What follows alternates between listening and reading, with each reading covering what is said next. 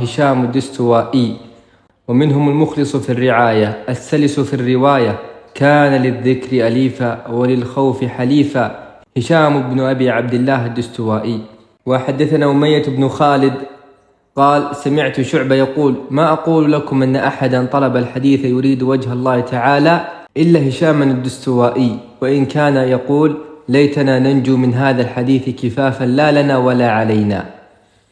وحدثنا أبو قطن عمرو بن الهيثم بن قطن قال: ما رأيت أحدا أكثر ذكرا للموت من هشام الدستوائي.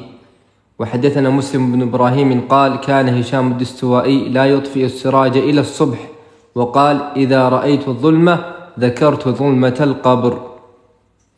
وسمعت عبد الرحمن بن مهدي يقول: سمعت هشاما غير مرة يقول إذا حدث: كم من رجل قد حدث هذا الحديث قد أكل التراب لسانه.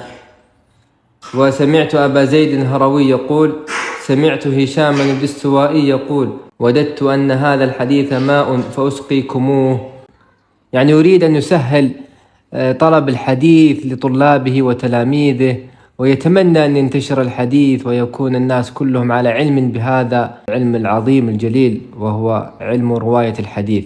وسمعت أبا نعيم يقول: قدمت البصرة فلم أرى بها أفضل من رجلين، هشام الدستوائي وحماد بن سلمة. وعن ابن المبارك قال: سمعت هشام الدستوائي يقول: عجب للعالم كيف يضحك. وهذا يعني أيضا مصداق لقول أبو عمرو الأوزاعي لما قال: كنا نمزح ونضحك فلما أصبح يقتدى بنا تركنا ذلك. وحدثنا هشام صاحب الدستوائي قال: قرأت في كتاب بلغني أنه في كلام عيسى بن مريم عليه السلام: تعملون للدنيا وأنتم ترزقون فيها بغير العمل، ولا تعملون للآخرة وأنتم لا ترزقون فيها إلا بالعمل.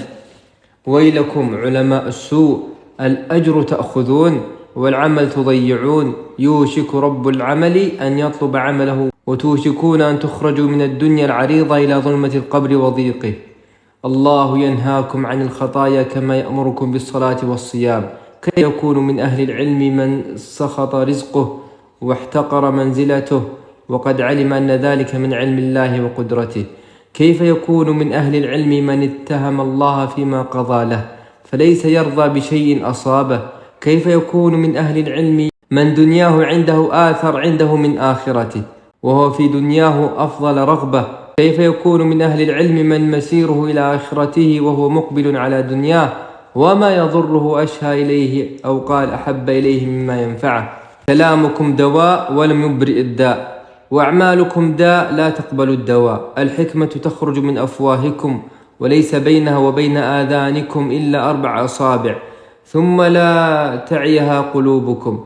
معشر العلماء، إن الله إنما يبسط لكم الدنيا لتعملوا ولم يبسط لكم لتطغوا. كيف يكون من أهل العلم من يطلب الكلام ليخبر به ولا يطلبه ليعمل به؟ العلم فوق رؤوسكم والعمل تحت أقدامكم، فلا أحرار كرام ولا عبيد أتقياء.